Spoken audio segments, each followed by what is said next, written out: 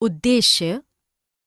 इस पाठ के अंत में आप निम्नलिखित सीखने में सक्षम हो जाएंगे।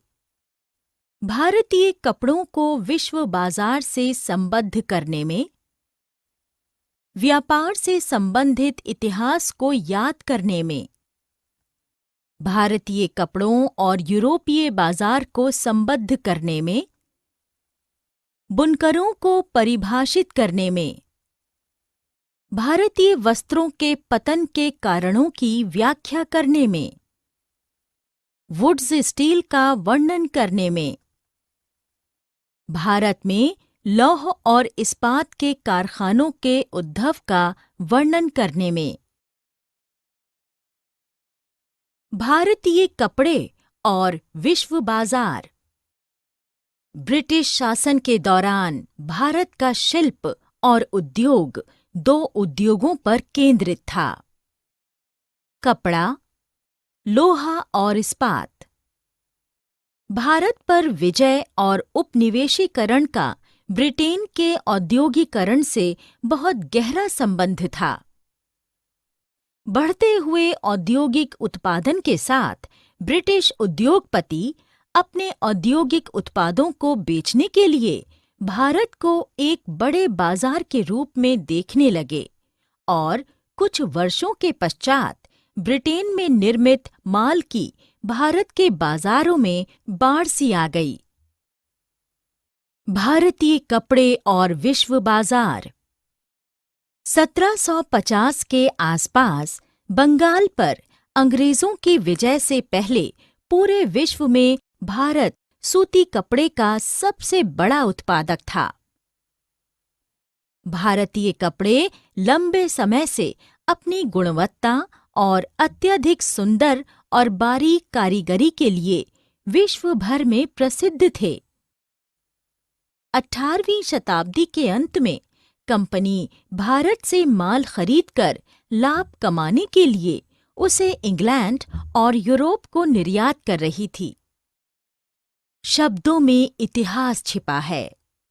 पश्चिमी बाजारों में भारतीय कपड़े विभिन्न नामों के अंतर्गत प्रसिद्ध थे, जैसे मसलिन और कैलिको, अर्थात कालीकट से निकला शब्द। छपाई वाले सूती कपड़े को शिंटज अर्थात छींट से निकला शब्द और बंडाना यानी बांधना और रंगना से निकला शब्द कहा जाता था, जिनके लिए उनके सुंदर और फूलदार डिजाइन, बारीक रेशे और सस्ती कीमत के कारण थोक में पीस के रूप में ऑर्डर किए जाते थे। शब्द बांधना को अब बंडाना के रूप में उपयोग किया जाता है, जिसका अर्थ चटकीले रंग की छपाई वाला कपड़ा है, जिसे गले का स्कार्फ बनाने के लिए उपयोग किया जाता है। क्या आप जानते हैं, जलियांवाला बाग हत्याकांड के पश्चात रविंद्रनाथ टैगोर ने ब्रिटिशर्स द्वारा प्रदान की गई सामंती उपाधि वापस कर दी थी। यूरोपीय बाजारों में भारतीय कपड़ा। कैलिको अधिनियम। इस अधिनियम को ब्रिटिश सरकार द्वारा छापेदार सूती कपड़े यानी छींट के उपयोग पर पाबंदी लगाने के लिए 1720 में पारित किया था। इस कानून का लोकप्रिय नाम कैलिको अधिनियम भी था।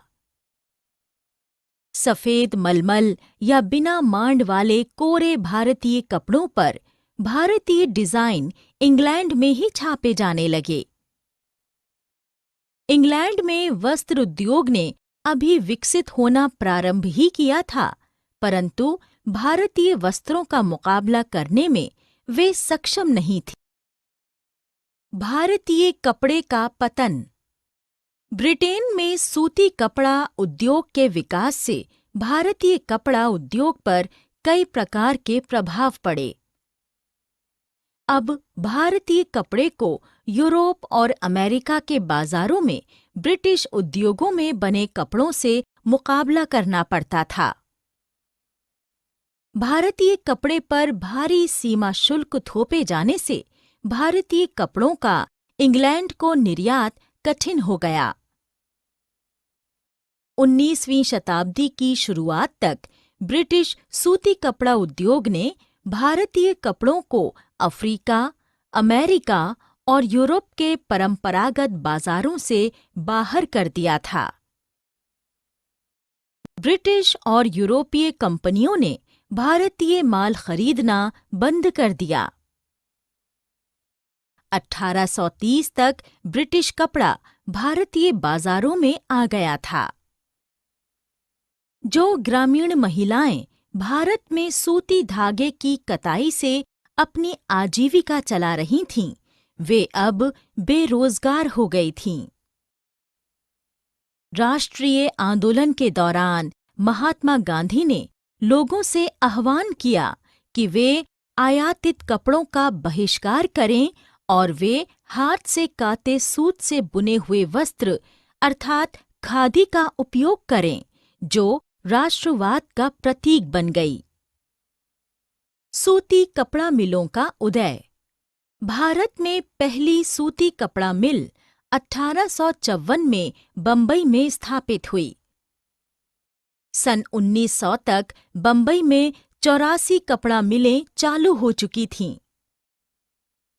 भारत में औद्योगिक सूती वस्त्रोत्पादन की पहली बड़ी लहर प्रथम विश्व युद्ध के दौरान दिखाई दी, क्योंकि ब्रिटेन से आयात होने वाले कपड़े की मात्रा में काफी कमी आ गई थी और सैन्य आवश्यकताओं को पूरा करने के लिए भारतीय कारखानों से कपड़े का उत्पादन करने के लिए कहा गया।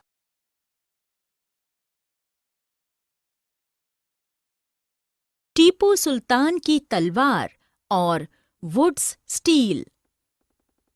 टीपू सुल्तान ने 1799 तक मैसूर पर शासन किया और अंग्रेजों से 4 युद्ध किए। टीपू सुल्तान हाथ में तलवार लिए अंग्रेजों से लड़ते लड़ते मारे गए थे।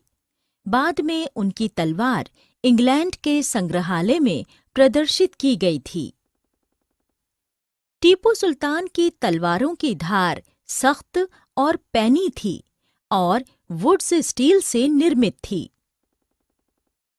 विशेष प्रकार की ये तलवारें अधिक मात्रा वाली कार्बन स्टील से बनती थीं, जिसे वुड्स कहा जाता था।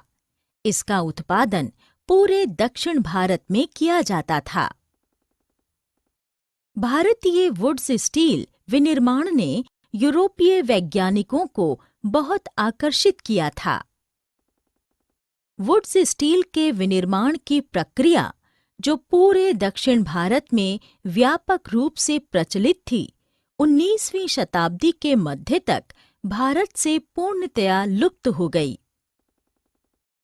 भारत पर अंग्रेजों की जीत के साथ ही यहाँ का तलवार और हथियार उद्योग समाप्त हो गया था और भारतीय कारीगरों द्वारा बनाए गए लोहे और इस्पात का स्थान इंग्लैंड से आयातित लोहे और इस्पात ने ले लिया था। गांवों की उजड़ी भट्टियां।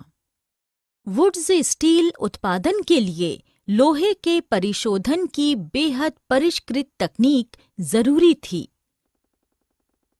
19वीं सदी में लोहे के प्रगलन के हुनर में गिरावट देखी गई। बहुत से कारीगरों ने अपना पेशा छोड़ दिया और वे आजीविका के दूसरे साधन ढूंढने लगे। 20वीं सदी की शुरुआत तक लोहा और इस्पात बनाने वाले कारीगरों के सामने एक नई चुनौती आ खड़ी हुई। भारत में लोहा और इस्पात के कारखाने। लोहा और इस्पात के कारखाने। 1904 में अमेरिकी भूवैज्ञानिक चार्ल्स वेल्ट और जमशेदजी टाटा के सबसे बड़े बेटे दोराबजी टाटा ने भारत में एक आधुनिक लोहे और इस्पात के कारखाने की स्थापना की।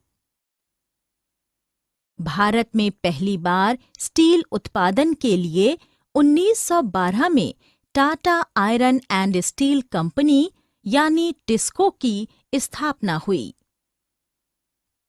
टिस्को के 2 वर्ष के पश्चात 1914 में प्रथम विश्व युद्ध शुरू हुआ। ब्रिटेन में बनने वाले इस्पात को यूरोप में युद्ध की आवश्यकताओं को पूरा करने के लिए झोंक दिया गया। इस प्रकार भारत में आयात होने वाले ब्रिटिश इस्पात में कमी आई और रेल की पटरियों के लिए भारतीय रेलवे टिस्को पर आश्रित हो गया। चूंकि विश्व युद्ध 7 वर्ष तक लंबा खिंच गया था, इसलिए टिस्को ने युद्ध के लिए गोलों की खोल और रेलगाड़ियों के पहियों का भी उत्पादन किया। 1919 तक टिस्को में बनने वाले 90% स्टील का उपयोग औपनिवेशिक सरकार द्वारा किया जा रहा था। समय के साथ टिस्को ब्रिटिश साम्राज्य के अधीन भारत का सबसे बड़ा इस्पात उद्योग बन गया।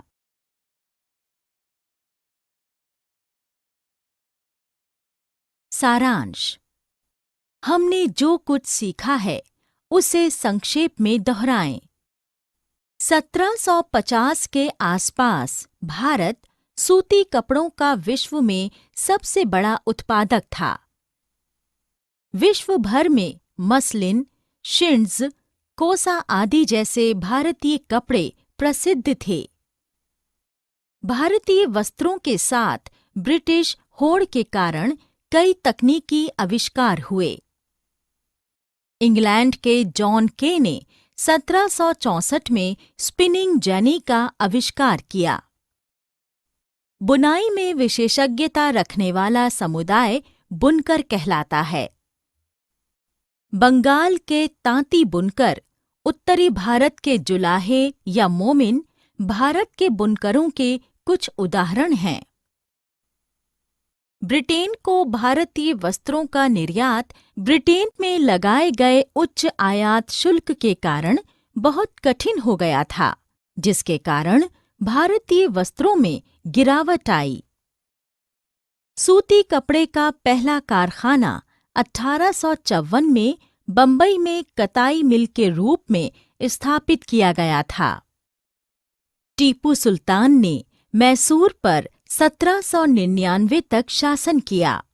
वो ब्रिटेन के साथ युद्ध में अपने हाथ में तलवार के साथ युद्ध में लड़ते लड़ते मारे गए।